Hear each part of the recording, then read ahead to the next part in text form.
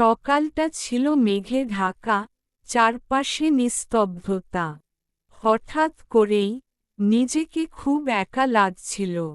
জানালার ধারে বসে চা হাতে ভাবছিলাম, আমি কি ঠিক পথে হাঁটছি, না কি এই মেঘলা আকাশের মতোই দিক হারিয়ে ফেলছি। তখনই ওই মেঘের ফাঁকেই একটু রোদ উকি দিল।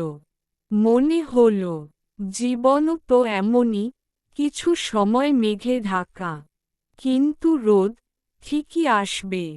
সেই মুহূর্তেই বুঝলাম, আমি ভেঙে যাইনি, আমি শুধু একটু থেমেছিলাম নিজেকে খুঁজতে।